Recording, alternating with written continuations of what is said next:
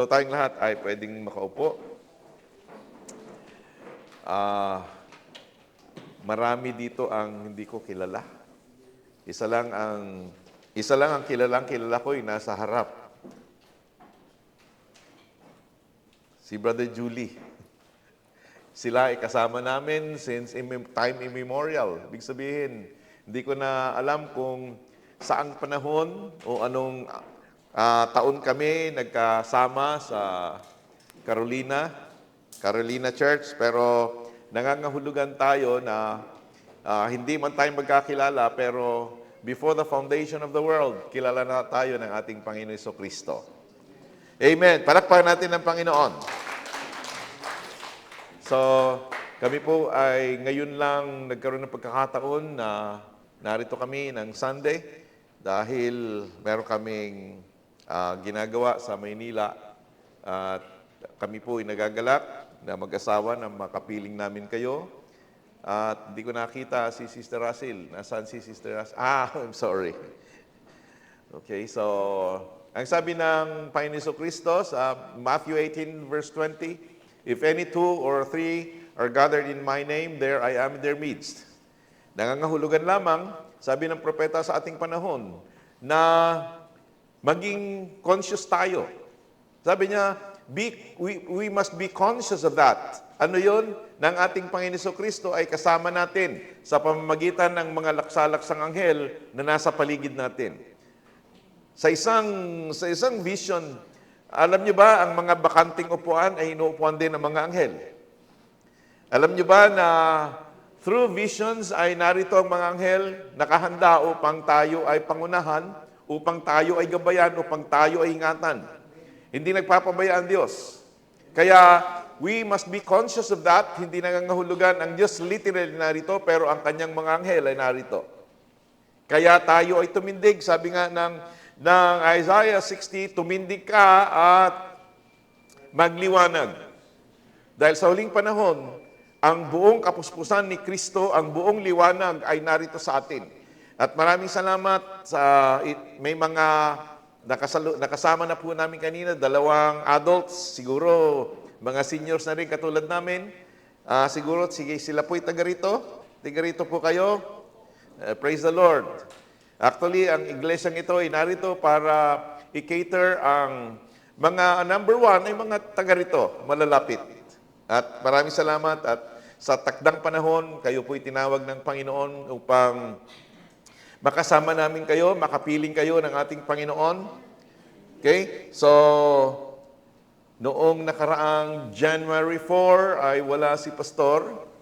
Kami po ay the first Sunday of the month. Is that first Sunday? Meron din po kaming joint fellowship ng 3 churches.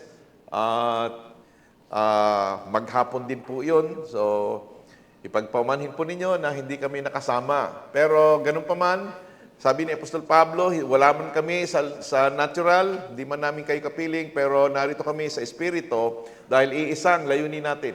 To be one, to be united as a bride of Christ. Okay. So, hindi ko na pagtatagalin, tayo po ay magsimula. Tayo pong lahat ay tumayo. Tayo magbasa. Ikaw ay bumangon. Sumilang ka. Okay, basahin po ninyo sa Tagalog. Babasahin ko lang sa wikang Ingles. Isaiah 60 verse 1 and 2. Arise, shine, for thy light is come, and the glory of the Lord is risen upon thee. For behold, the darkness shall cover the earth, and gross darkness the people. But the Lord shall arise upon thee, and His glory shall be seen upon thee. Mapapansin nyo, yung title niya ay The Glory of the Lord, the Future Glory of Israel. So, pamabagatan ko ang hindi na future, is the present glory. Arise, shine, that is a call of God. The call of God to arise, shine in this present time. Tayong lahat ay manalangin. O Diyos, hallelujah, narito kami, Panginoon, handa po kami na maglumiwanag, hindi man namin sariling liwanag ito, Diyos, kundi ito'y liwanag mo na reflection lamang, Panginoon, ng spiritual na buwan. At kami yun, O Diyos, we don't have any righteousness. Pero ang righteousness mo, Diyos, ay imputed sa atin because Jesus Christ, who has no sin, was made sin for us that we may have the righteousness. Salamat, Panginoon. Maluwalhati ka, kayo po mangusap, hindi lamang sa tainga ng tao, hindi lamang sa panlabas na anyo po namin, kundi doon sa kaloob-looban ng aming pagkatao. Maraming salamat po, Diyos. Pagpalain mo ang pagbasa ng iyong salita, pagpalain mo ang pag-aaral namin. Ito ang aming panalangin in the name of Jesus Christ. Amen. Praise the Lord. So tayong lahat ay pwede nang umupo. Okay, pamamagatan ko ito na hindi the future glory of Israel.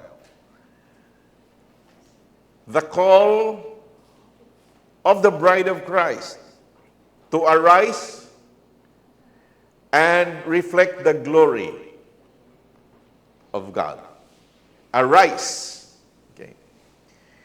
So, bagamat ito ay para sa Israel, bagamat ang Israel ay pinili ng Diyos na panganay, subalit tinanggihan ng Israel ang pagkapanganay. Bakit kaya yung pangalawa ang palaging panganay? Alalahanin natin, si Abraham ay may dalawang anak. Si Ismael at si Isaac. Pero ang pagkapanganay ay nasa kay Isaac. Dalawa, maging si Jacob man at saka si Esau. Panganay si Esau, pero ang pagkapanganay ay ibinigay sa pangalawa. Pangatlo, si Ephraim at saka si Manasseh, anak ni Jose. Jose, sino yung Jose? Anak ni Jacob, ni Israel. At ang pinili ng Diyos na panganay ay si Ephraim. At dito rin sa atin, ang panganay ay ang Israel, pero ang pinili ng Diyos sa pagkapanganay ay tayo na mga bride of Christ. So napakabuti ng Panginoon. So, itong Isaiah 60 verse 1. Dito natin dadalhin sa ating panahon. Okay? Kasi yung arise and shine ay applicable doon sa unang pagdating ng ating Panginoon upang siya ay mangaral, upang siya ay mapako sa krus, na yun naman ang pundasyon natin. The foundation of Christianity is Jesus Christ who is crucified. The blood of Christ cleanses us from all sin. Yun yung pundasyon ng pananampalataya. Hindi lang natin tinanggap si Kristo bilang Panginoon, kundi ang tinanggap natin si Kristo na nabayubay sa krus, na ang kanyang dugo ay tumigis doon sa krus ng Kalbaryo, at ang dugong yan ang siyang tanda na tayo nga ay tinubos ng ating Panginoon. Hindi lamang ang Panginoon Jesucristo napako para sa Israel, pero masigit sa atin kasi tayo yung naging panganay. We have the birthright. Anong sabi ni Israel? Anong sabi ni Abraham? Anong sabi ni Joseph? Sabi niya, the older shall serve the younger. Kaya ang Israel, imbes na sila ang magmamana, sila ay mga servants, mga tagapaglingkod sa atin. So, dalhin natin sa ating panahon. Ang ating panahon ay dumating din ng ating Panginoon Jesucristo, hindi para mapako sa krus, kundi dumating siya bilang ulo ng iglesia. Headstone of the church. So si Kristo sa una ay pundasyon, pangalawa sa kanyang pagdating ay headstone. Foundation, headstone. It's the same stone.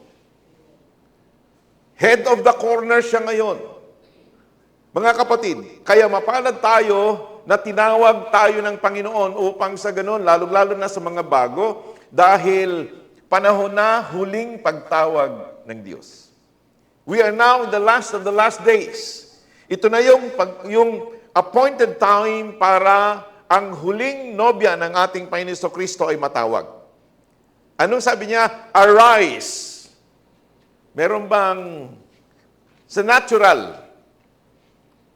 pag sinabing arise, hindi siya nag-a-arise. Kung sinabing arise, ang tinutukoy niya ay yung mga taong nakahiga. Pag sinabing arise, ang tinutukoy niya ay ang mga taong nakaupo. Pwede ka bang lumakad na nakatayo o nakaupo o nakahiga? Hindi. Kasi ang tao sa huling panahon ay nalalagay sa atin na ang pangangailangan ng laman, higit na kailangan natin ay pahirap ng pahirap. Remember, lahat ay tumataas. Ang gasolina dati ay 18 pesos lang yata. Ngayon ay 58 na, 57. Ang dollar noon ay nasa 18 din, 18 pesos. Ngayon ay 58 na rin. So, tingnan po natin na nagkukumahog ang tao. Ang nais ng tao ay kumain ang laman. Pero minsan pa sa huling panahon, tumatawag ang Diyos, hindi para sa laman, kundi para sa ating spirito. Nawawalan na ang tao, kaya sabi niya, sapagkat narito tatakpan ng kadiliman ng lupa. Hindi literal na madilim ang lupa, kundi yung mga nangyayari sa lupa. Bakit? Kasi sa limuot na dilim ang mga bayan. Sa wikang Ingles, and gross darkness the people. Pagmasdan natin ang nangyayari sa ating paligid. Hindi ba napakahirap na ngayon? Kung papansin natin ang corruption, actually, ang Philippines ay napaka-corrupt, tama? Pero hindi lamang Pilipinas. Kasi ang naririnig natin ay mga Pilipino lang, pero all over the world ang corruption. Ang sabi ng kaibigan namin na pastor, mas grabe ang corrupt maging sa Indonesia. Maging sa mga African nations, grabe ang corruption. So yun ang gross darkness. Hindi po yung kadiliman na magkakaroon ng, anong tawag doon? Solar eclipse. So itong arise and shine ay isang pagtawag, isang panggising actually. Isang panggising sa atin na ang Kristiyano ay nagiging kampante, nagiging komportable. Pero hindi na siya lumalakad. Ibig sabihin, hindi lumalakad, hindi na lumalago sa pananampalataya, hindi na lumalago sa kaalaman ng salita ng Panginoon, hindi na lumalago na ang salita ay nahahayag sa Kanya. Alalahanin natin, ito ay wake-up call. Kasi panahon na para ang huling biyahe ng nobya ay matapos na rin. Alalahanin natin itong Isaiah 60 ay karugtong lamang ng Isaiah 59, Isaiah 58. Kung basahin natin ang Isaiah 59, mga kapatid, ang sabi ng banal na kasulatan, 59 verse 1, hindi ba mahabang aking kamay na hindi kita maabot? Hindi ba, ay mapurol ba ang aking tenga para hindi kita marinig? Subalit inihiwalay mo ang iyong sarili sa pamamagitan ng iyong kasalanan at pagsalansang. Sino kinakausap niya? Hindi ibang bayan. Hindi ibang bayan sa paligid, kundi Israel mismo. Ay apply natin sa sangkakristyanuhan. Ito ay hindi para nasa labas, para nasa atin. Para sa Kristyanismo, para sa mga Kristiyano na nawawalan na ng panahon para magbasa. Nawawalan na ng panahon para mag-aral. Nawawalan ng panahon para ang salita ng Panginoon, thy light, pag sinabing light ay ang katwiran ng Diyos. Ang liwanag ay ang attribute o katangian ng ating Panginoon Jesucristo na dapat maihayag sa mga tao. Hindi lamang makita natin, mga kapatid, ito yung liwanag. So, thy light, the glory of the Lord shall be risen upon thee. Ibig sabihin, nakita natin ang kalwalhatian ng Diyos. Pero ang nais ng Panginoon, hindi lamang yung makita mo ang kalwalhatian ng Panginoon, kundi ikaw mismo ang reflection ng kalwalhatian yan.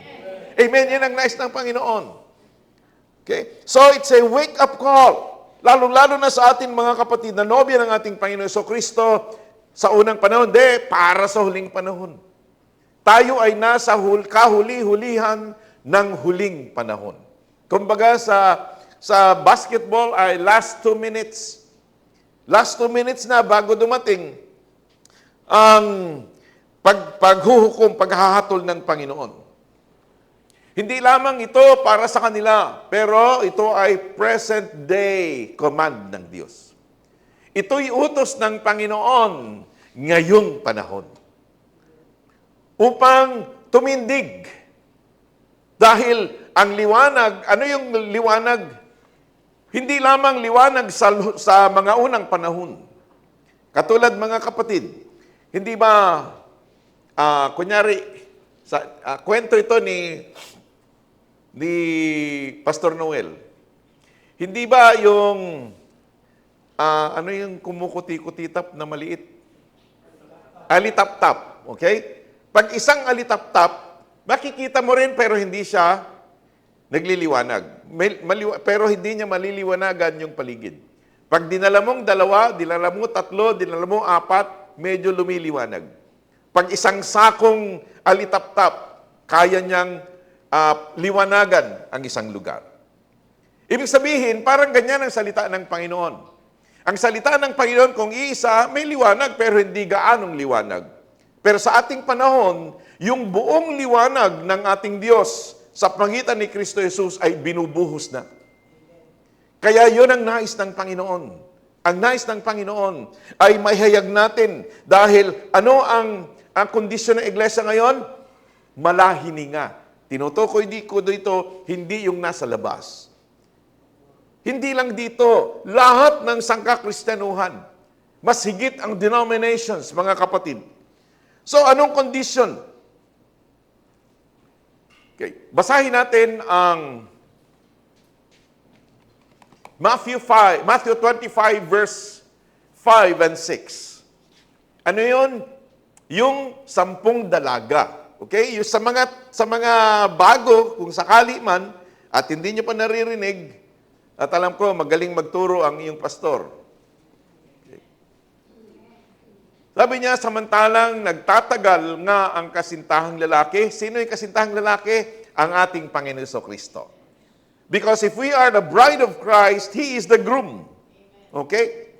Samantalang nagtatagal nga ang kasintang lalaki, ay nangaantok silang lahat.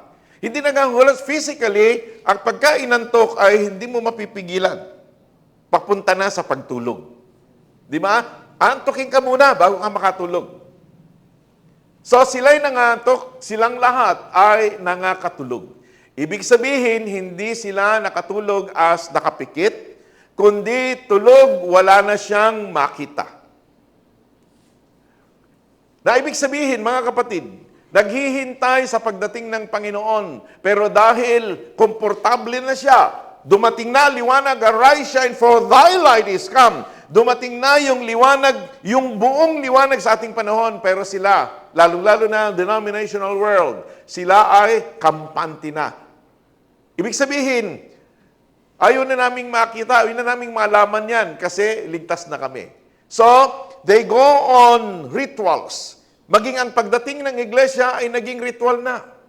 Hindi na para maalaman ang salita ng Panginoon, para maging malago sa pananampalataya. Pero parang naging, tawag nito, parang naging habit na ang pagpunta na iglesia. Pero salamat sa Panginoon dahil kayo ay tinawag palabas doon para pumasok sa pananambahan, mga kapatid. Dahil ang nais ng Panginoon, kayo ay maging kawangis ni Kristo. Kaya arise and shine, for thy light is come.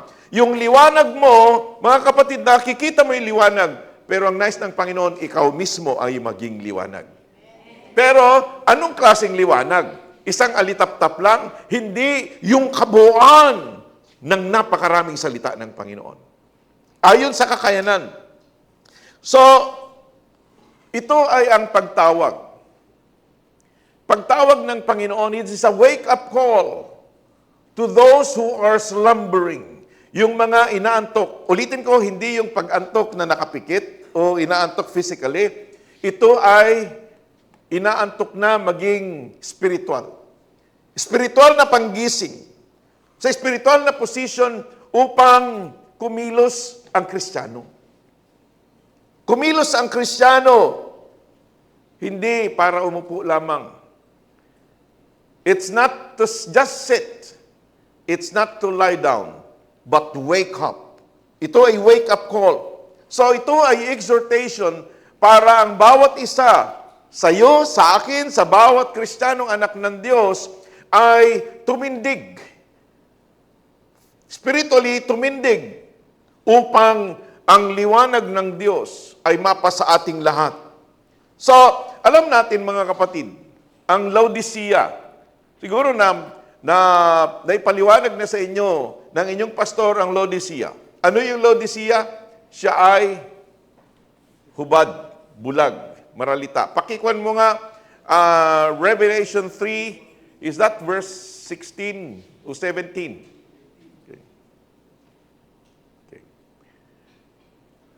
16 muna, 16.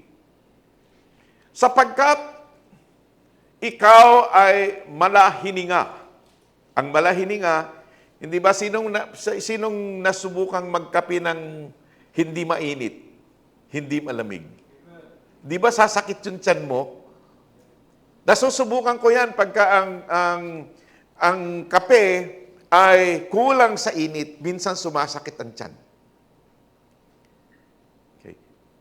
So, ang sabi ng banal na kasulatan, hindi mainit o malamig man.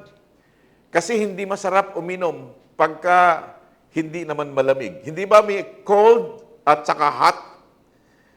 Pagka pumunta ka sa kapihan, pipiliin mo, hot ba yan o cold? Kasi walang malahininga. Walang lukewarm na kape, kundi it's either hot or cold. So yung sinasabi, sabi niya, hindi ka mainit o malamig man, ay isusuka kita sa aking bibig. Alalahanin niyo mga kapatid, pag sinasabing, isusuka kita sa aking bibig, isusubo na ng Panginoon. Okay? So, nandito na sa bibig ng Panginoon, kaya kung malahininga, ilalabas niya. Ibig sabihin, malapit na. Malapit na ang tao ay darating na sa pagkukupkup ng Panginoon. Pero dahil hindi siya nagpatuloy, hindi ito naging matagumpay.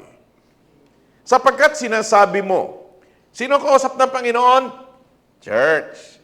Hindi niya kinakausap yung nasa labas, ang kinakausap niya ay church. Sapagkat sinasabi mo, ikaw ba ay church? Amen. Individual tayong church, amen. Kaya maintindihan natin na ang church ay tinawag palabas, yan ang ibig sabihin. Pwedeng individual yan. Pwedeng isang buo. Okay? So, tayo ay individual na tinawag palabas. Kung may tatawagin kang palabas, kailangan may pupuntahan kang papasok. Bakit? Kasi magiging lagalag ka.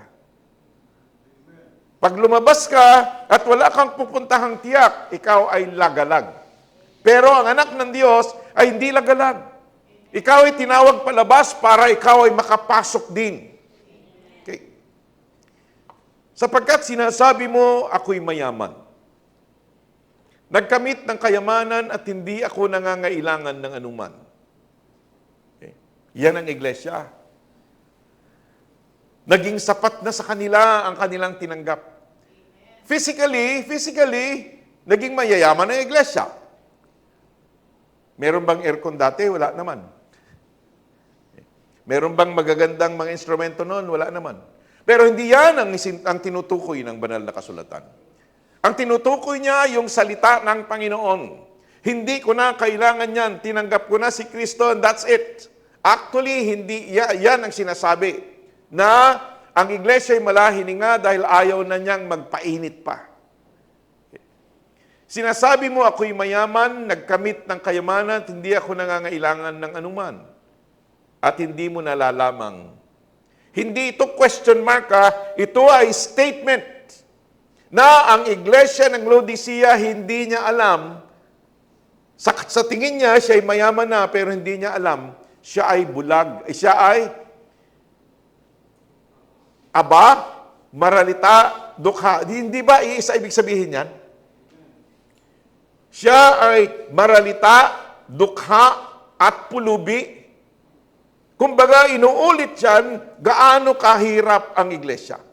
Spiritually, gaano kahirap ang iglesia. Halos wala na siyang kinakain. Pag sinabing wretched, yung bang physically, Sister LB, ganda ng boses si Sister LB, para bang wala ka nang makain. Pupunta ka sa basurahan ng Jollibee, titingin ka ng buto, at yun na lamang ang kakainin mo. Pero ang pinakamahirap, hindi niya alam, hubad siya. Sino ba ang hubad na naglalakad? Hindi ba nababaliw? Ibig sabihin, baliw ba ang iglesia sa ating panahon? Na sinasabi niya, mayaman ako, pero wala pa lang siya kayamanan.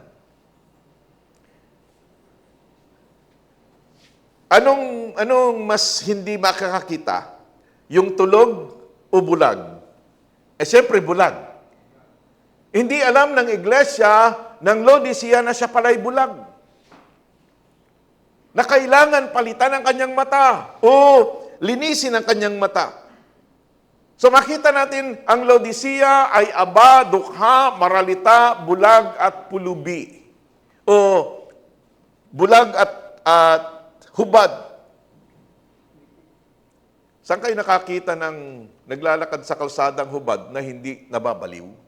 Lahat yan baliw. Ibig sabihin, ang iglesia, sinasabi niyang mayaman siya, pero in reality, siya ay dukha.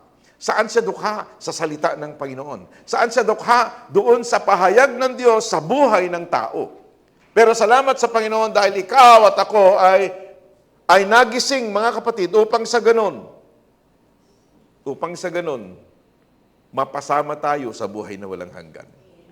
Dahil anak ka ng Diyos, kailangan lang na ang Diyos ay gagawa ng pamamaraan para magising ka. Minsan pagpalo yan, di ba? Meron kaming isang tupa. Sila'y nabautismuhan namin. Pero alalahanin natin, minsan ganyan. Pag pinuntahan natin ang unang Exodus, sila'y nabautismuhan, pero pagdaka doon sa Mara, sila po ay reklamo na kaagad. Minsan, ganyan ang Panginoon. Sinusubukan ang isang tao kung tunay na siya ay hahakbang o hindi. Okay. So, ito ay utos ng Panginoon na binigay sa atin. Sino tayo dati? Nakaupo, spiritual. Nakahiga, spiritual. Tulog, spiritual. Antok, spiritual. Mula sa pagkaantok, mula doon sa pagkamalahininga, na yan ang karakter ng Laodicea, mga kapatid. Kasi hindi natin makikita o hindi tayo magliliwanag hanggat hindi tayo tatayo. Pero bago yan, merong sinabi ang Panginoon, ito ay appointed time. Pag sinabing appointed time, isang panahon na ang Diyos ay kikilos. Naghihintay lamang ng isang panahon para kumilos. Sa Isaiah 59 verse 19 to 21, ang sabi ng banal na kasulatan, so shall they fear the name of the Lord. From the rising of the sun and His glory to the west, when the enemy shall come in like a flood, God will raise up a standard against it. Ibig sabihin, sa takdang panahon, may mensahe ang Panginoon o ang propeta sa ating panahon about the time of the Amorite. Bakit ang Israel ay inabot pa ng 400 years doon sa Egypt? Pwede bang 50 years, 40 years lang ay aahudi na siya ng Diyos? Sabi ng propeta, hindi pa panahon. Bakit hindi pa panahon? Hindi pa hinog ang mga Amorita na umalis sa kanilang lugar. Katulad din ng Nineveh. Pwede bang pumunta ang Diyos sa Nineveh sa panahong nais niya? Bakit inabot pa ng napakahabang panahon na inutusan si Jonah? Kasi hindi pa takda. Ngayon, sa ating panahon, ay nakatakda na. Nakatakda na ang mundo ay napakadilim. Bakit hindi pa noong 1900s? Bakit sa ating panahon? Bakit 1963 hanggang sa ating panahon? Kasi hindi pa panahon noon. So sa bawat panahon, ang Diyos ay kumikilos. Yung dalawang matanda katulad ko, hindi pa panahon para noong siguro kabataan nila itawagin ng Diyos. Ngayon ang panahon. Mga kapatid, ulitin ko, hindi tayo magliliwanag kung hindi tayo babangon. Kaya, ang tawag ay arise. Tumindig ka at magliwanag. Hindi naman yung liwanag na isang araw, gano'n na liwanag mo. Habang ikaw'y lumalakad sa liwanag ng salita, ikaw ay nagliliwanag. Bakit, mga kapatid? Dahil ang nais ng Panginoon sa panulat ni Pablo, the 2 Corinthians 3, nang sabi niya, mga kapatid, hindi na namin kailangan ang certificate or anumang credential. Kayo ang aming credential. Kayo ay mga sulat na nasusulat sa aming puso na nakikita at nahahayag sa tao. You are the light that is written in our hearts, known and read of all men. Ibig sabihin, kayang basahin ng taong buhay mo. Tunay nga, anak siya ng Diyos. Tunay nga, napakabuting tao. Tunay nga, hindi mo na kailangan pang ako, Kristiyano ako anak ng Diyos. Hayaan mo na ang tao sa paligid mo magsabi niyan. Kasi ikaw ay sulat ni Kristo. And manifestly, the letter sa 3, yamang nahahayag na kayo'y sulat ni Kristo, manifested epistle of Christ, na pinangangasiwaan namin. Hindi isinulat ng tinta, kundi ng Espiritu ng Diyos sa buhay. Hindi sa mga tapyas ng bato, kundi sa mga tapyas ng pusong laman. Ibig sabihin, mga kapatid, hindi lang kaalaman, kundi yung salita ay binabasa dahil ikaw na ang salita ng ating Panginoon. Ngayon, sa ating panahon, napakarami. Siguro kami ni Pastor Noel ay pumunta sa napakaraming lugar all throughout the Philippines. At nakita namin napakarami ang tumatanggi sa salita ng Panginoon sa huling panahon. Okay. Parang ganito, mga kapatid, illustrate ko lamang. Kung ganito ang kabuuan ng salita ng Panginoon, ito inihahayag niya unti-unti sa bawat panahon. Ito ba ay salita ng Diyos? Amen. Liwanag din to. Pero mas maliwanag kung ganyan. Mas maliwanag pa kasi palawanag ng paliwanag hanggang maabot mo ang kabuuan ng salita ng Panginoon. So tayo ay nandito na. Ang ninanais ng Panginoon, yung kabuuan ng salita ay mahayag sa atin. So marami ang mga tao, maging sa denominational world, mga kapatid, na tinanggihan ang totoong salita, ang pagdating ni Kristo sa pangalawang pagkakataon. Ang word of the hour. Ang salita sa panahon, mga kapatid. At sila ay nagkaroon ng mga tradisyon, mga ritual. Sabi ng propeta, mga dogmas, mga creeds. Alalahanin natin, yung liwanag ay hindi yung liwanag na pinuproduce ng tao. Kundi si Kristo sa kanyang salita, siya ang liwanag. Saan galing ang liwanag? Galing sa Diyos. Pero paano mo makikilala yung tatay mo? Kilalanin mo si Kristo. Kasi si Kristo ang larawan ng Diyos na hindi nakikita. Pero paano nila makita si Kristo? Ikaw ang liwanag ni Kristo na hindi nila nakikita. So, like for example, hindi ba ang isang diamante ay napakaganda?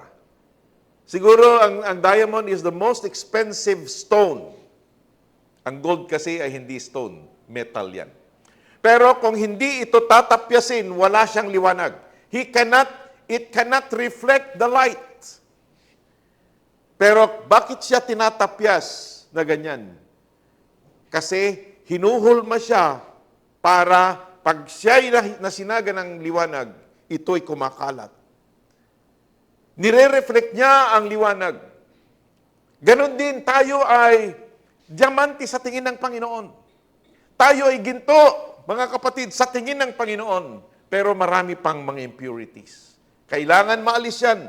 Kaya ang tawag ng Panginoon, arise, shine. Bakit? Panahon na. Panahon na para ikaw at ako ay tawagin ng Diyos upang hindi lamang makita ang liwanag ng Diyos, kundi sila mismo ang mga nasa labas ang makakita ng liwanag. Dahil ikaw na ang liwanag ng ating Panginoon. So, yung light na sinasabi, hindi yung liwanag dito. Okay? In-illustrate ko kanina. So, ganito yung nangyayari. Ganito nangyayari sa mga Kristiyano. Tinawag tayo para maintindihan natin na hindi lamang ito'y liwanag. Ulitin ko. Ito'y liwanag. Ito'y liwanag. Ito'y liwanag. Nandito na tayo. Lahat ng tumanggap ng liwanag, actually, madilim na sa lugar nito pagka tinanggihan niya ang liwanag. Like for example, kung ako'y naglalakad, ito'y salita ng Panginoon. Ako'y naglalakad spiritual. Tinanggap ko ang salita ng Panginoon at ako ay lumiliwanag ng konti. At ako'y nakarating sa gitna. Pero ang liwanag ay lumalakad. Mga kapatid, kung ang liwanag ay nandun na, ako'y makasalanan na. Ako may liwanag dito pero madilim na ako dyan dahil hindi na ako lumakad. Ibig sabihin, gaano man ang pagpunta ko sa bahay pananambahan. Dahil bawat araw o bawat pagkakataon, mga kapatid, ikaw ay may salita na dapat tanggapin sa Panginoon. Dagdag mong liwanag yan. Huwag tayong manatili na total okay naman. Okay naman ako kasi end-time message ako. It's not like that. Maging sa end-time message, lumalago tayo. Ang Laodicea, na siyang ang kalalagayan ng buong sangkaiglesiyahanan ng mga kapatid, ito ay ang pagtanggi nila. Bakit nasa kadiliman sila? Dahil tinanggihan nila ang kabuuan ng liwanag. They become sinners. Why? Because they rejected the light. They rejected the message of the hour. And that message of the hour must be fulfilled. Kailangan ito'y masunod. Pero dahil tinanggihan nila ang salita ng Panginoon, hindi nila kayang sundin. Bakit? Hindi naman nila alam na eh. Why? Because they rejected the word. So, ito ay pagtawag sa atin sa gabing ito. Gabi ba ngayon? Sa panahon, ito'y gabi na. Sa 24 hours, of course, tayo ay 10:00 pa lamang. Pero sa panahon ng dispensasyon, kung ito yung kabuuan, nandito na tayo. Ito'y tinatawag na liwanag sa gabi. Evening light. The message of the hour. Kaya, tayo siguro na medyo matagal-tagal na, alam natin kung saan galing yung liwanag na yan. Who is the source of the call? The call to the bride of Christ to arise and shine. Nagbanggit dumating ang Diyos in the form of a prophet.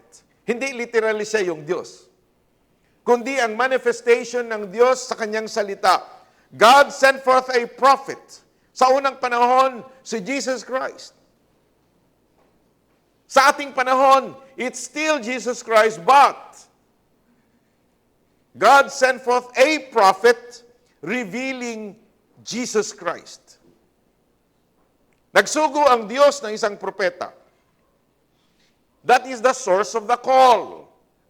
Siya nagbanggit, mga kapatid, yung Matthew 25 verse 5 and 6.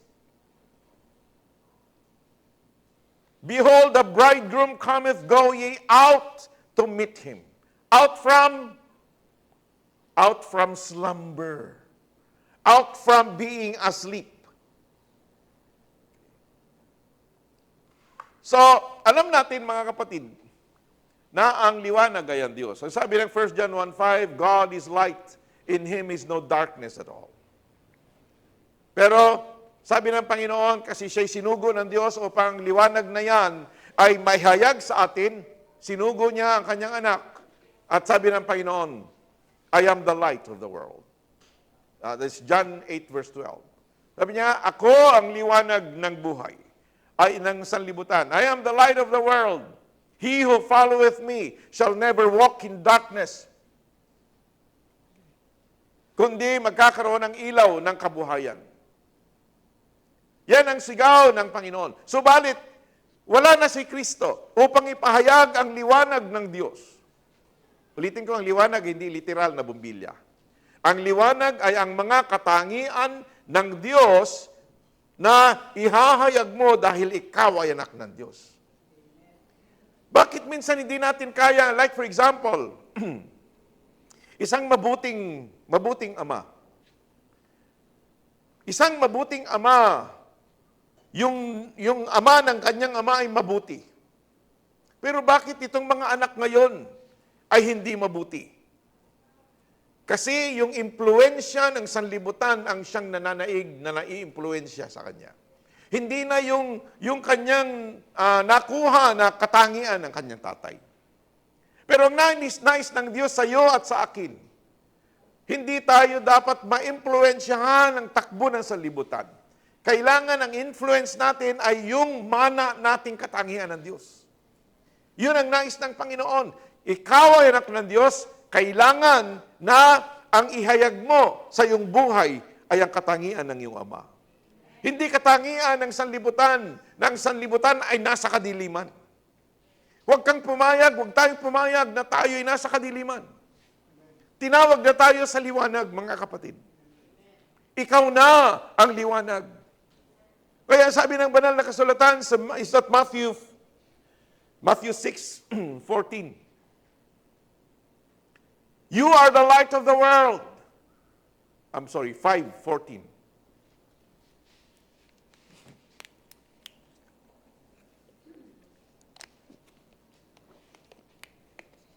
You are the light of the world. Sabi niya, ang isang syudad na itinayo sa burol, hindi pwedeng maitago. Pero yung syudad na nasa lambak, natatago ng mga bundok. Kaya sabi niya, kayo ilaw ng sanlibutan, ng isang bayan ay natatayo sa ibabaw ng isang bundok, ay hindi may tatago. Hindi rin nga pinagniningasa ng isang ilawan at inilagay sa ilalim ng takalan. Ibig sabihin, mga kapatid, ikaw ang liwanag ng Diyos, huwag mong itago liwanag mo. A man lighted a candle and put it in a candlestick upang sa ganon maliwanagan ang buong paligid. Hindi tinatago ang liwanag. Alalahanin mo yun ang nais ng Panginoon, arise, shine, for thy light is come. Ibig sabihin, ikaw na yung liwanag. Ano yung liwanag mo? Yung liwanag ng Diyos. Ano yung liwanag ng Diyos? Yung mga katangian ng Panginoon. Ang mga katwiran ng Panginoon.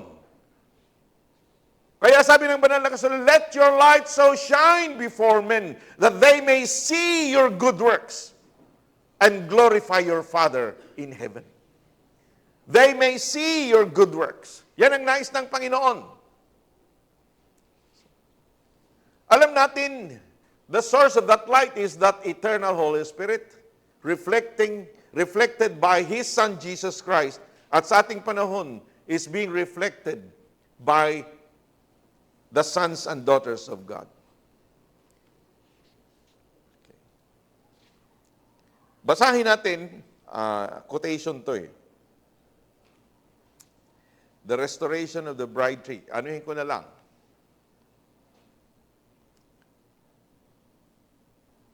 just like a husband and wife is one person.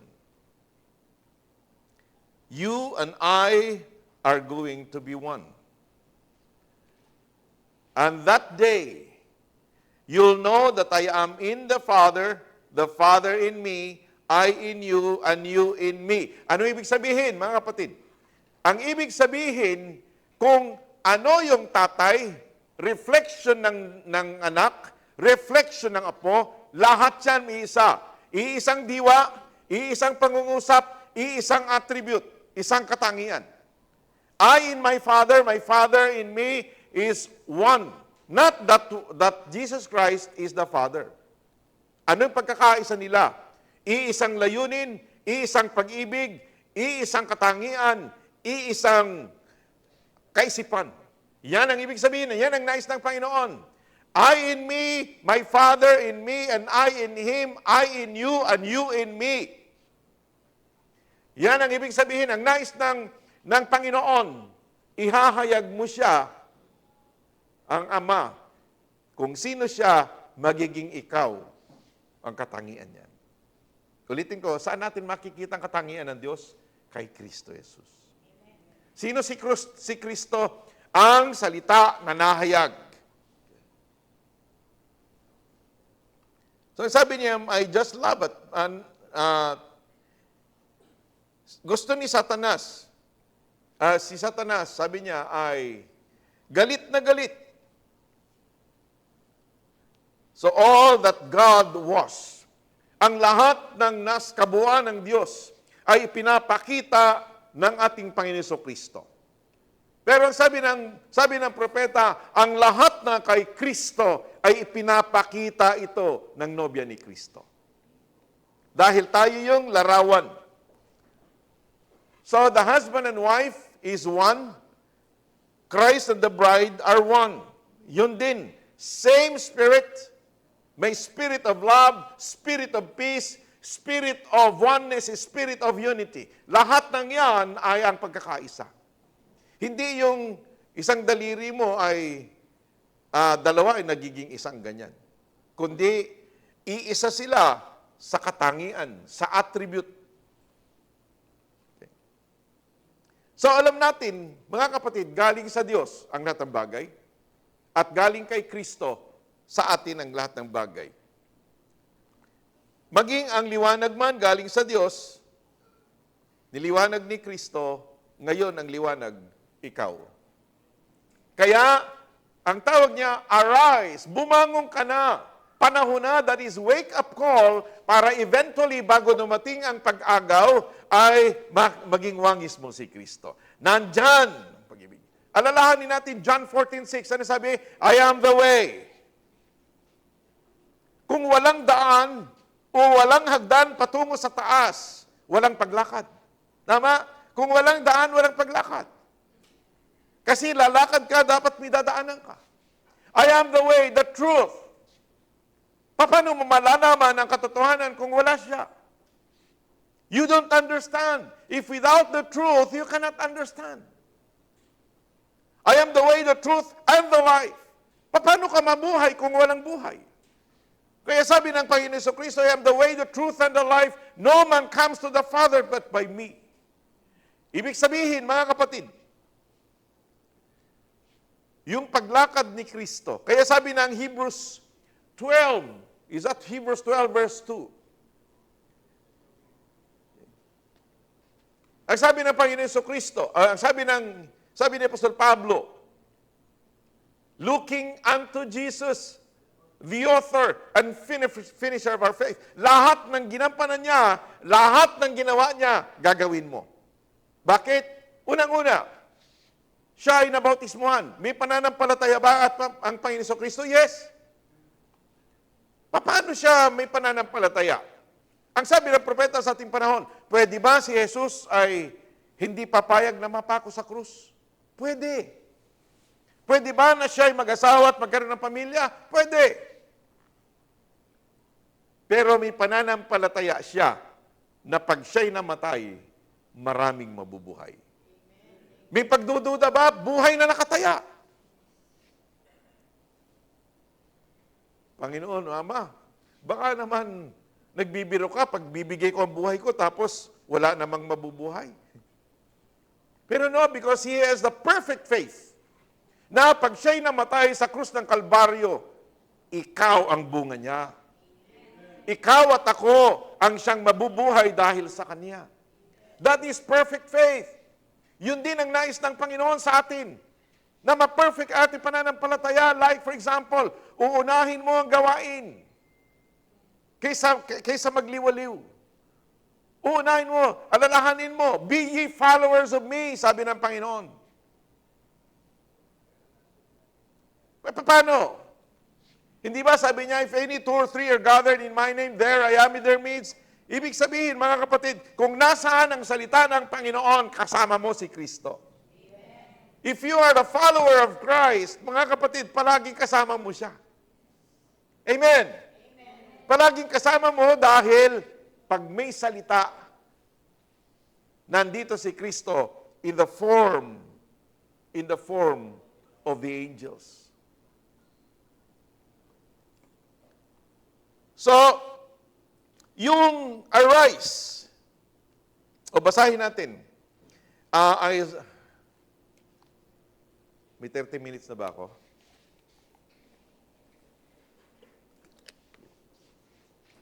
Isaiah 52 verse 1.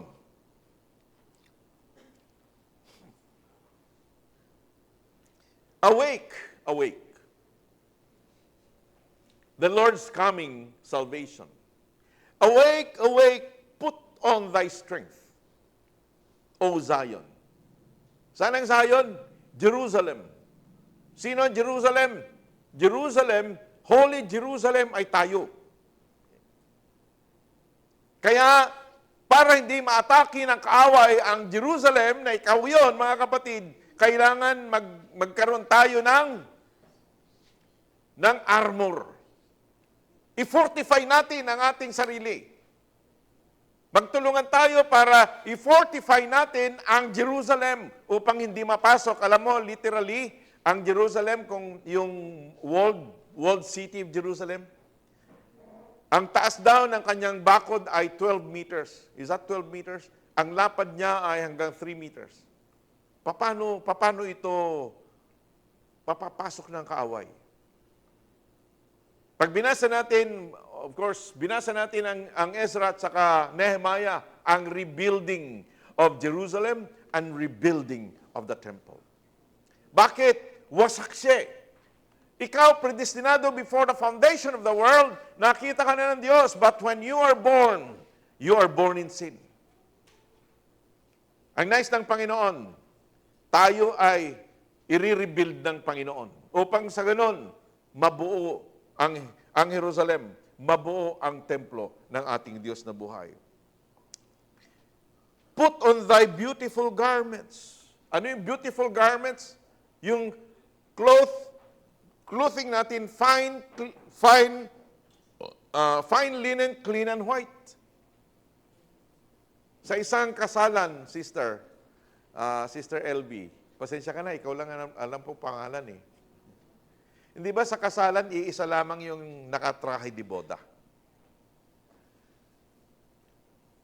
Pagka nakatrahe di boda, minsan, ini-ignore natin yung nobyo eh. Yung nobya palagi ang nitataas. Itinataas tayo ng ating Panginoon Kristo para makita yung malinis, maputi na trahe di boda. Put on thy beautiful garments of Jerusalem, the holy city. For hereforth there shall no more come unto thee the uncircumcised and unclean. Be ye not unequally yoked with the unbelievers. Ibig sabihin, wala nang sasama, wala nang hindi ka na pupuntahan pa ng kaibigan mo dati na manginginom. Kasi alam niya, hindi ka na nanginginom. Sasabihin ng mga magulang, ng mga anak na magugulo, sasabihin kay Brother Eman, saan ka nagsasamba, anak? Anuin mo nga rin yung anak ko. Yayain mo nga. Bakit? Nakikita ka. Yung influence mo sa paligid mo ang makikita. Upang sasabihin nila, yayain mo nga yung anak ko kasi, bakit? Nakikita niya yung pagbabago mo. Nakikita nila kung sino ka, na dati ay ikaw ay hindi mabuting anak, pero ikaw'y nagbago. Nakikita nila na ikaw ay marites, hindi lang marites, maricon, mariplor, lahat na ng mari. Pero dahil pumupunta ka sa bahay pananambahan, nung tinawag ka ng Diyos, arise, that you will be shining the light. Ibig sabihin, kailangan mabago ka. At pag nabago ka, nakikita na ikaw na ang liwanag. Liwanag ng iyong kapaligiran. Liwanag ng iyong pamilya. Di ba sabi ng kapatid natin kanina, nag-testimony? Hindi ba umiiyak siya dahil siya'y pupunta sa iglesia? At sasabihin ng mga anak, huwag mo kaming pilitin. Let your light so shine. Before men, before your family. Dahil isang araw, sila rin. Hindi mo na sasabihin, pali ka na anak. Nay, pwede ba akong sumama? Why? Because they see the light. Nakikita nila yung liwanag na lumiliwanag. Shake thyself from the dust. Sa John 13, mga kapatid, hindi ba pagkatapos ng komunyon, ng Last Supper, kwento ko na lang, John 13, sila ay nagkaroon ng, ano sa Tagalog? Siesta? Santa Cena. Or Last Supper. Tapos, nagbigkis ang ating Panginoon ng tuwalya, nagkaroon ng tubig ng batya at nagsimulang maghugas. Alin hinugasan? Yung paa. Literally. Naghugas ng paa. Bakit? Wala naman doong sementado. Puro alikabok. Nakasandalyas. So, ang tendency, habang sila'y lumalakad, naaalikabukan ang kanilang mga paa. Sa bawat bahay, merong batya. Sa bawat bisita, hinuhugasan yung paa. So, nagsimula na maghugas siya. At nung dumating kay Pedro, ang sabi ni Pedro, Panginoon, huwag. Hindi niya maintindihan. Huwag mo akong hugasan, dapat nga ako maghugas sa iyo. Pero sabi niya, kung hindi kita huhugasan, kung hindi ko hugasan ang iyong paa, hindi ka bahagi sa akin. Hindi ka magiging nobya ko. Ika'y magiging wala sa akin. Sabi niya, kung hindi kita huhugasan, hindi ka magiging bahagi sa akin. Pero kaya sabi ni Pedro, mga kapatid, sige Panginoon, hindi lamang pa ako, kamay ko, pati ulo ko. Parang sinasabi, ibuhos mo na yung tubig para mahugasan ako. Anong sabi ng Panginoon? Hindi, malinis ka na. Bakit ka nalinis? That is justification. Pero after justification, if you do not walk in the light, baliwala. Kasi ang justification is a remission of sins that are past. Mga gawi mo ng mga makhabang panahong nakalipas na hindi mo naisusuko sa Diyos, yun ang aalisin ng Panginoon. Pero kailangan lumakad ka. Paglakad mo, spiritually, pag lumalakad ka na walang liwanag, nasa kadiliman ka. Pero salamat sa Panginoon, dahil tinawag tayo sa liwanag ng salita ng Panginoon. Bakit? Sabi niya, kung hindi kita huhugasan, alin ang huhugasan niya? Paa. Bakit? Kasi maraming alikabok. Sa paglakad ko sa spiritual na aspeto ng buhay, spiritually, marami tayong nagagawang karumihan. Marami tayong pagkakamali. Marami tayong nagagawang hindi tama dahil hindi natin alam ang salita ng Panginoon. Ang salita ng Panginoon, ang siyang liwanag, ang siyang ilawan. Ang sabi nga ng Psalms 119 verse 105, Thy light is the lamp unto my feet and the light unto Thy word is a lamp unto my feet and the light unto my path. So, ibig sabihin ng salita ng Diyos, pag ito hindi pinag-aralan, pag ito hindi binasa, pag ito hindi pinagbubulay-bulayan, posibleng hindi natin maunawaan. At dahil hindi natin maunawaan, hindi natin ito malalakaran ng tama. Pag mali ang interpretation ng word, mga kapatid, akala ng isang Kristiyano, lumalakad siya sa tama.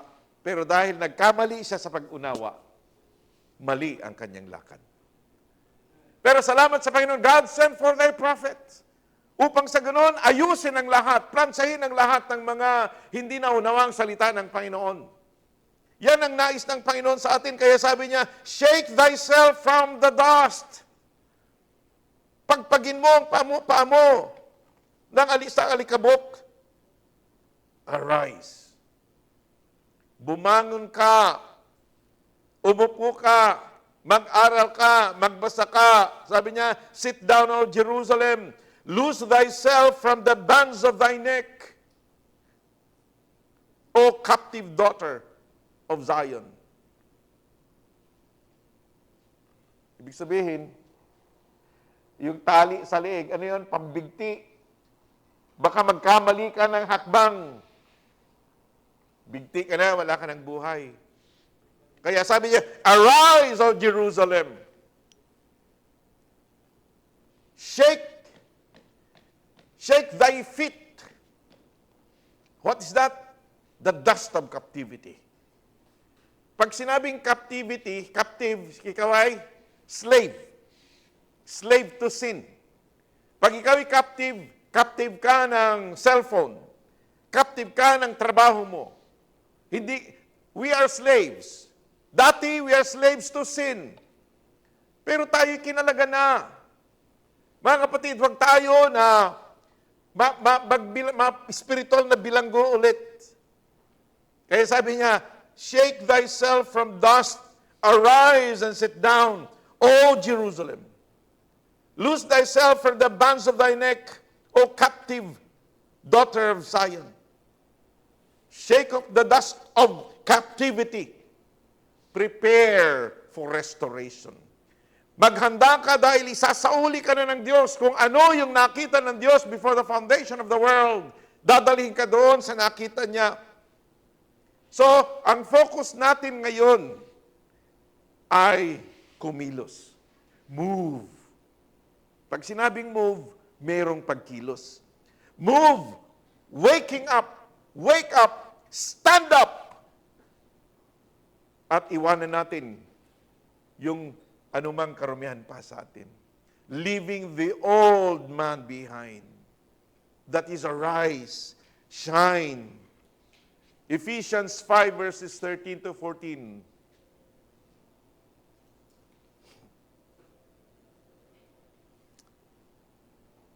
Alam mo, napakabuti ng Panginoon eh. Ikaw na magulang, hindi ba pinagsasabihan mo anak mo? Bakit mo pinagsasabihan? Kasi mahal mo siya. Bakit mo pinaalalahanan? Kasi mahal mo siya. Bakit mo pinaparusahan? Kasi mahal mo siya. Kasi pag-ibig ng magulang yun. So, bakit ginagawa ng Panginoon lahat ng bagay na ito? Mahal tayo ng Panginoon. Amen. Hindi ba pag ikaw ay magulang, mga kapatid, pagka ang anak natin ay napakabuti, hindi ba mas lalo kang gaganahang magbigay ng pera? Pag sinabing, Ma, pahirim ng pantuition ko, 20,000. O ito anak, 25,000. Pero kung yung anak mo ay nagbibilyar lang, nag-aaral, pag-aaralin mo pa ba? Hindi ba kakamot ka na lang ng ulo? Na bawat gastos niya, kinukuhanan mo na ng resibo dahil akala mo at nakita mo na yung mga pera niya ay winawaldas lang na wala kabuluhan. Pero dahil mahal ka, mahal ako ng Diyos, minsan pinagwiwikaan tayo. Pero dahil mahal ka ng Diyos, ang nais niya, maihayag mo ang kanyang katangian. Kaya, ang sabi ng banal na kasulatan, arise, shine, for thy light is come, And the glory of the Lord shall be risen upon thee. What is that glory? The fullness of the glory. Hindi lamang half of the glory, hindi ma 3/4 of the glory. But sa uling panahon, ang kabuuan, mga kapatid. So, yung wake-up call, arise, shine, ay hindi para sa labas. Hindi para sa hindi anak ng Diyos. Ang wake-up call, arise, shine, for the light is come, ay hindi para sa kanila, para sa iyo yan, kasi anak ka ng Diyos. Hindi para sa mga unbelievers. Hindi para sa mga hindi nakadistino, para sa kaligtasan. The wake-up call is for the bride of Christ. Hallelujah! Na ikaw naman ay bride of Christ. Bride of Christ na ano? Nakatulog. Amen. Pero, alam mo ba kung nakatulog ka at ginising ka ng Panginoon, mahal na mahal ka ng Diyos. Yan ang nais ng Panginoon. Hallelujah. Micah 7, verse 8 and 9. Palagi kong binibiro. Pagka ubos na yung tubig ko, tapos na rin ako. Eh, paano si pastor di naman umiinom? Micah 7, verse 8 and 9. Rejoice not against me, O mine enemy. Huwag kang magalak, kaaway. Dahil kung ako'y bumagsak, ako'y titindig. When I fall, I shall arise. When I sit in darkness, the Lord shall be a light unto me. Mga kapatid, paano mo masusukat ang espiritual na lakas ng tao? Ang sabi ng nabasa ko, mga kapatid, para masukat mo kung gaano kalakas ang tao, kung siya ay nadapa, babangon siya. Dahil ang naglalakad ay walang pwersa. Hindi ba? Pero kung ikay nadapa, magpipwersa ka. Pupwersahin ka. Magpupwersa ka, katulad ko. Pag nakatayo ako, baliwala sa akin. Hindi ako napapagod. Pero pag ako'y nakaupo, kailangan ko pwersahin ang sarili ko kasi hindi na ako makatayo hanggat hindi ko punipersa. That is my strength. Ulitin ko, ang lakas ay hindi nakikita kung ikay nakatayo. Ang lakas ay nakikita pag ikay nadapa at nakatindig ka. Yan ang lakas. Amen. Hallelujah. Ay sabi niya, when I fall, yan ay tiwala niya sa Diyos. Yan ay pananampalataya niya sa Diyos na kung siya ay nadapa, babangon siya. Why? Because when I'm weak, sabi ni Apostol Pablo, when I'm weak, then I am strong. Because it's not by might nor by power, but by my Spirit, saith the Lord. Ibig sabihin, mga kapatid, hindi natin sariling lakas, kundi lakas ng Panginoon. Ang salita ng Diyos ang siyang lakas. Kaya sabi niya, when I fall, I shall arise. Titindig ako. That's when masubukan mo yung tunay na lakas mo sa pananampalataya. Na kung ikaw ay natalisod, nung ikaw ay naghirap, nung ikaw ay nasubukan, nung ikay nadapa dahil sa mga kalungkutan, sa mga depression, sa anxiety, pag ikaw ay bumangon, yan ang lakas mo. When I sit in the darkness, the Lord shall be a light unto me. I will bear the indignation of the Lord. Ibig sabihin, kung ako'y parurusahan ng Panginoon, kaya kong mapatindigan o kaya kong batahin. Ibig sabihin, kung ikaw pinarusahan ng Diyos, kung ika'y pinagkulang ng Diyos, sabi ng 9, I can bear the indignation. Minsan galit tayo sa ating mga anak.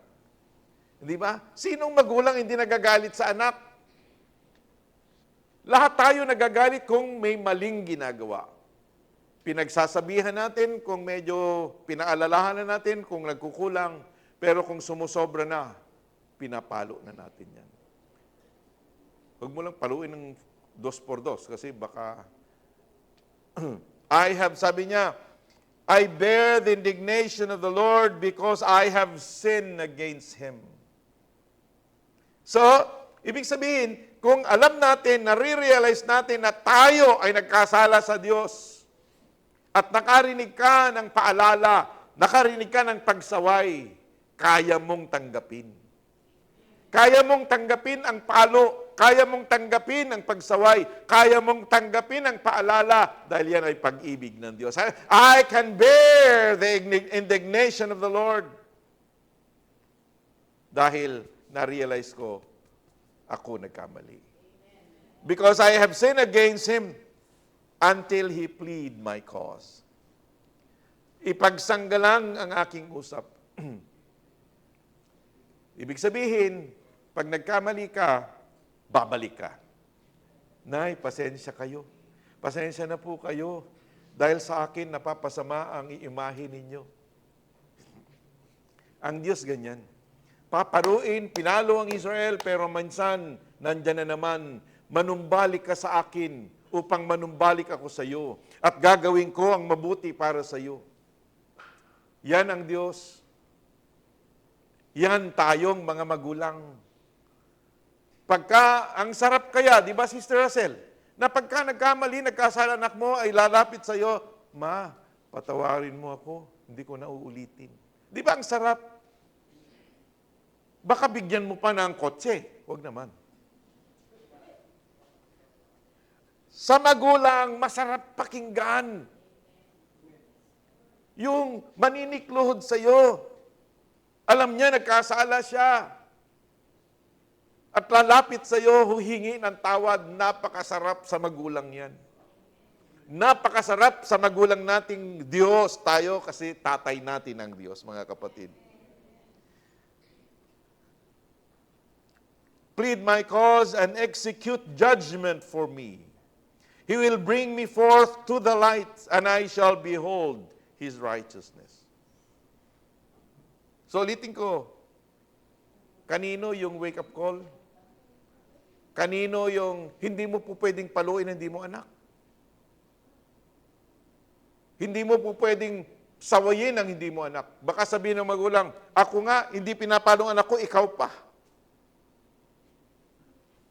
Pero dahil anak tayo ng Diyos, minsan nasisigawan tayo ng Diyos.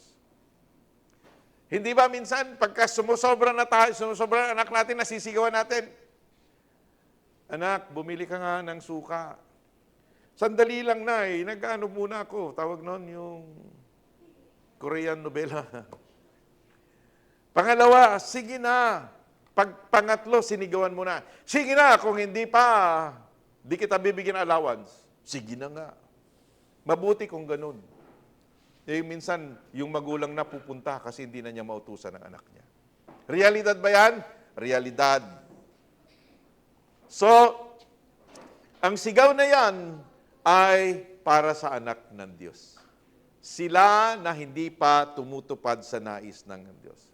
Ngayon, kung tayo ay bumagsak, kung tayo bumagsak hindi bumagsak o nawala sa atin ang biyaya ng Panginoon, if we fall under or from the grace of the Lord, may sinabi ang Diyos kay Joshua, Joshua 5 verse 9. 5 minutes na lamang. Pero parang wala pa akong isang oras. No? Joshua 1 verse 9. Have not I commanded thee? Ano yun? Utos. Hindi pa alala, utos. Sino yung utos? Ang Diyos. Have not I commanded thee, be strong and of a good courage? Be not afraid. Yan ay pagtitiwala sa Diyos. Yan ay, pangalan nito, pag sinabing be not afraid at sinabi ng tatay mo, maniwala ka kasi meron kang tiwala. May tiwala tayo sa Diyos. Nang bawat salita ng Panginoon ay mangyayari pag tayo tutupad. E sabi, be strong and of good courage. Be not afraid. Neither be thou dismayed, for the Lord thy God is with thee wheresoever thou goest. Okay. Meron akong babasahin.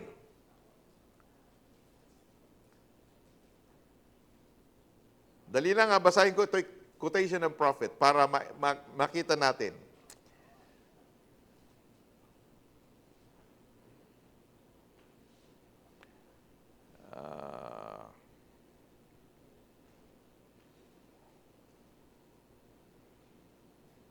Sandali ah. Gusto kong mabasa ito. Basahin ko lamang, ito ay sabi ng propeta. Influence 1963. Ibig sabihin, ang ating Panginoon Jesucristo ay bumaba na. He came out from His mercy seat to open the seven seals. Sabi niya, Jesus said, sana may type nyo kung meron kayo dyan. Jesus said, wherever 2 or 3 are gathered in my name, I'll be in their midst. Anong ibig sabihin yan? Literal ba si Kristo narito? Kasi ang unawa natin, si Kristo nasa puso. Iisa si Kristo. Kung nasa akin si Kristo, wala sa inyo. Tama? Ano ang malalim na kahulugan?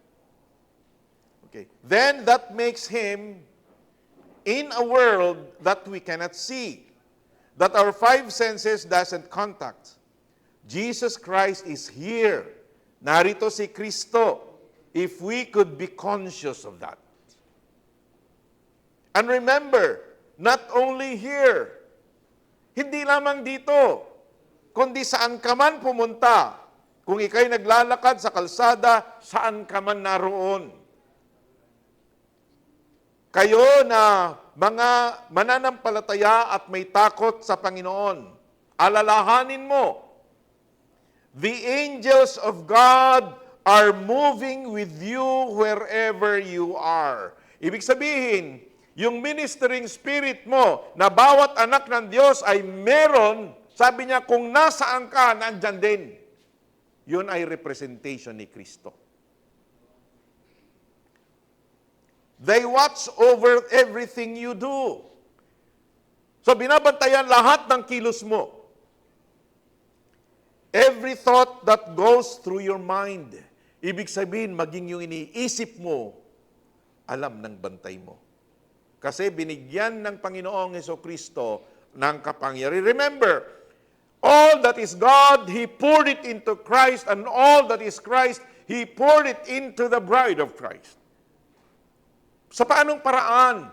It's through a delegated power sa mga anghel natin.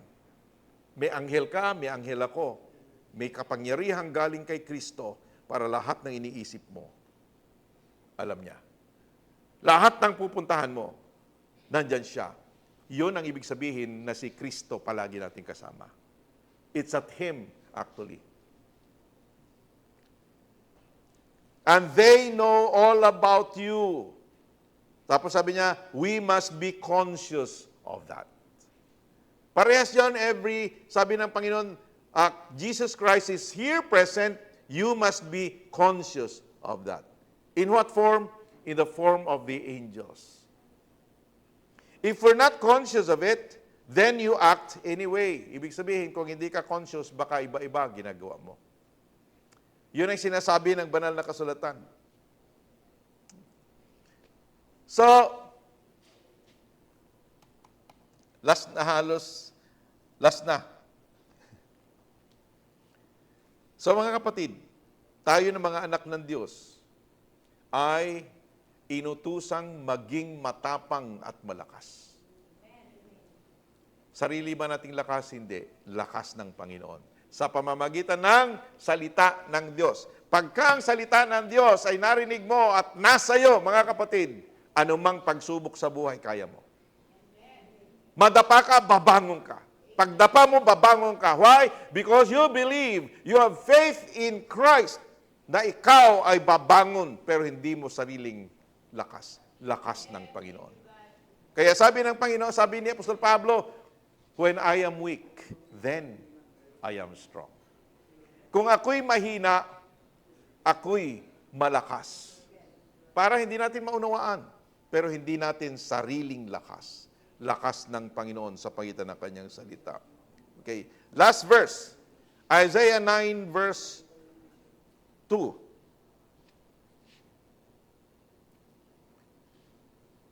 The people that walked in darkness have seen a great light. They that dwell in the land of the shadow of death, upon them hath the light shined. Shadow of death, ito yung Psalms 23. The Lord is my shepherd, I shall not want. He maketh me to lie down in green pastures. He leadeth me to still waters. He restoreth my soul. Okay. Even though I walk in the shadow of the valley of the shadow of death, I fear no evil, for He is with me. Palagi. Yan ay faith. Pananampalataya. Na hindi ka matatakot kasi pangako ng Panginoon. Maging kay Josue man sa fivefold ministry. Be ye courageous and strong, for I am with you. Yan ang pangako ng Panginoon. Even though I walk in the valley of the shadow of death, I fear no evil because you are with me. Ano yan? Pananampalataya. Why? Because the angels, a representation that comes from Christ, palagi mong kasama. Amen. Pero bakit natin minsan tumatawag tayo ng maraming anghel? Dahil napakaraming gumagawang mga kaaway din. And your one angel cannot fight them. Kailangan maraming mga anghel din. Kaya, legions of angels, Lord, pagpadala ka ng maraming mga anghel upang kami patnubayan.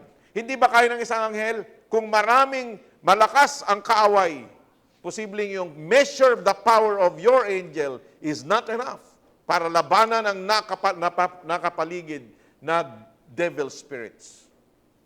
That's why, minsan tayo ay humihingi, paligiran tayo ng mga anghel. Okay. That is the arrival of the light. The full light in this age. Arise and shine, for thy light. What is that light? The light of 7 days. Ulitin ko.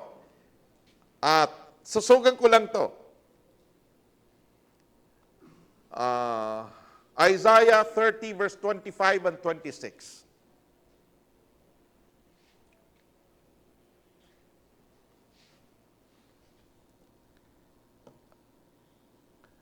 Isaiah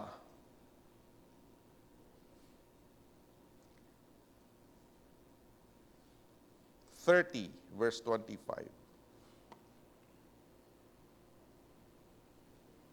Okay. Ang Israel ay nagkasala at sinusuyo ulit siya ng Diyos. Di ba minsan ganun din tayo? Minsan sinusuyo din natin ang ating mga anak. Lalong-lalo na kung medyo napalakas yung palo. Di ba? O di kaya medyo masyadong matigas yung ating tinig. Minsan, wali ka na nga anak. Di ba sinusuyo natin? Minsan ganyan ang Diyos. Nanunuyo din. So 25. And there shall be upon every high mountain and upon every high hill, rivers and streams of water. Ano yung rivers and streams of water? Palagi yun ulit. Yung baha ni Noe. Actually, yung bumaha sa panahon ni Noe ay malinis na tubig. Saan galing? Galing doon sa fountains. Mabibiyak yung lupa, lalabas ang tubig. Saan? Mula sa lupa. Wala pang karumihan noon, maging yung ulan ay malinis. So, yung tubig na malinis, ang siyang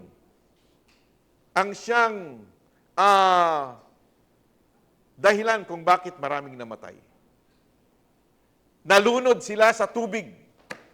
Pero, the same water was able to bring Noah from the old world to the new world.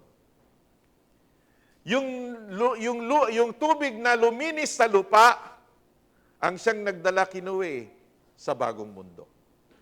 Ganun rin ito mga kapatid. Hindi ba ito'y nakikita nyo rin? Bakit kaya doon sa mga bundok sayang yung tubig? Hindi ba yung tubig umaagos lang na wala na flowing? Sabi ni Sister Hermie noon, bakit hindi nila sinasaraduhan sayang yung tubig? Alam mo ba kung bakit? Kasi puputok yung tubo dahil sa pressure niya. Pero sa atin wala dito. Kailangan bombahin mo pa. Pero sa mga kabundukan, libre ang tubig. Napakalamig, napakasarap. Bakit ko pinapaliwanag? Kasi ito sabi niya, the rivers and streams of water in the day of great slaughter.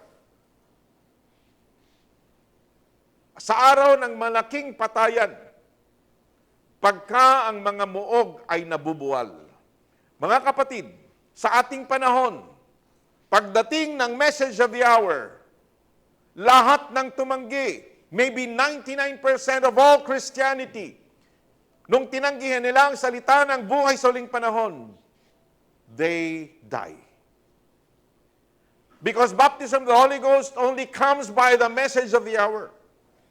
Tinanggihan nila ang totoong liwanag sa huling panahon, the pure water of life.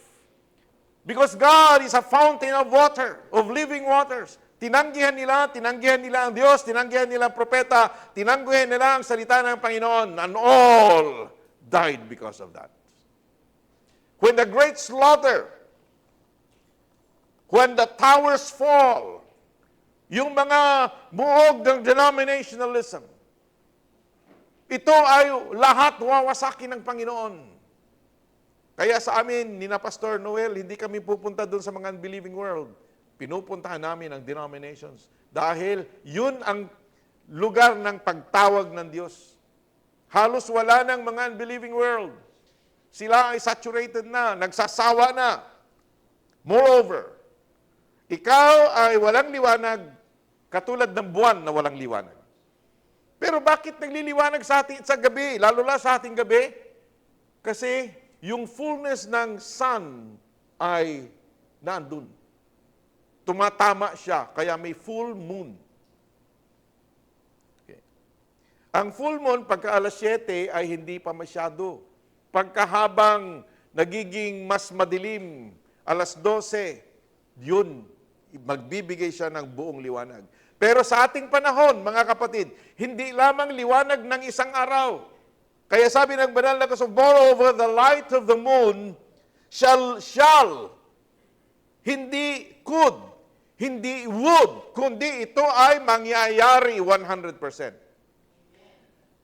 Shall be as the light of the sun. Gaano naman kaliwanag ang sun? Ang sabi niya, and the light of the sun shall be sevenfold, as the light of 7 days. Ibig sabihin, yung liwanag mula pa sa Ephesus hanggang sa Pentecostal age, nasa atin. That is the full light. Hindi mo lang tinanggal si Kristo, hindi ka lang lumakad minsan, kundi nagpapatuloy ka sa paglakad spiritual sa salita ng Panginoon. Dahil ang irereflect ko, is the light as the light of 7 days. In the day that the Lord bindeth up the breach of his people, and healeth the stroke of their wounds.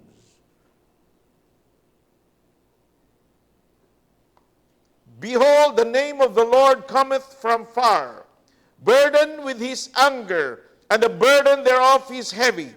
His lips are full of indignation, and his tongue as a devouring fire. Devouring fire. Ibig sabihin, mga kapatid, nung sinabi niyang arise, tumindig ka at magliwanag, para sa iyo lang yan. Hindi para sa kanila. Para lamang sa mga anak ng Diyos. At para spiritually maggamutin tayo ng Panginoon sa mga karumihan. Kailangan natin sumunod. Kailangan tayo makinig. Kailangan mo rin na maisalang sa apoy. Remember, sabi ni John the Baptist, yung nahuli sa akin, that is Jesus Christ, will baptize you with the Holy Ghost and fire. Di ba tayo, Juan, pag naghugas tayo ng plato, o naghugas tayo ng pinggan, o ng baso, minsan yung amoy hindi natatanggal kahit na anuhin mo. Anong gagawin mo, Sister Rinalyn? Sino ba yung Rinalyn dito? Hindi ba minsan binibilad natin sa araw? Bakit kaya? Sabi ko, bakit palagi binibilad ni Hermie yung mga kahit na nasabon naman ng joy? Kung hindi mo binabanlian ng mainit na tubig, nilalagay mo sa araw. Bakit? The heat of the sun ay ang pagsubok. Habang mas maraming pagsubok, mas marami ang paghihirap, mas lalakas ka. Kaya hindi ko sinasabing kailangan tayo maghirap. Pero lahat ng anak ng Diyos, nararanasan yan. Maging kami man, ni na Pastor Noel, akala nyo mayaman kami, pero naghihikaos din kami minsan. Minsan, wala pa kaming 100 piso sa bulsa. Pero sabi nila, wala ka nga 100 piso, may credit card ka naman. Pero alam nyo ba, na kailangan mo pa rin ng mga perang, pambayad mo ng parking. Minsan, may mga hindi tumatanggap ng digital, hindi tumatanggap ng credit card, hindi tumatanggap ng GCash, kundi cash lang. Ibig sabihin, lahat ng tao ay minsan gumaganyan. Kahit mayaman yan. Alam niyo ba yung mga mayayaman, sila pa yung mas malalaki utang? Hindi ba maraming nagpapakamatay na mayaman? Kasi hindi sila sanay sa hirap. Pero tayo, sanay tayo sa yaman, sanay tayo sa hirap, kahit anong sitwasyon sa buhay, mga kapatid, kaya natin. Bakit? Kahit sa panahon ng pagpalo ng Diyos, in His holy indignation, I shall arise. Titindig ka dahil ikaw ay malakas. So mga kapatid, yan ang nais ng Panginoon. Na makita yung kalakasan mo, kalakasan ng Panginoon, makita ng mga tao ang kalwalhatian ng Diyos dahil panahon na. Arise, shine, for thy light is come is an appointed time para sa end time. Palakpakan natin ng Panginoon. Tayong lahat ay manalangin, O Diyos, aming Ama, salamat po, Lord, na sa isang maiksing pananalita mo, Diyos, nawa po ang bawat isa ay nakakain at ang pagkain yan ay nagpapalakas sa kanilang spiritual na buhay. Maraming salamat muli sa pagpapalang spiritual na mga pagkain inihanda mo sa pangalan ni Jesu Kristo.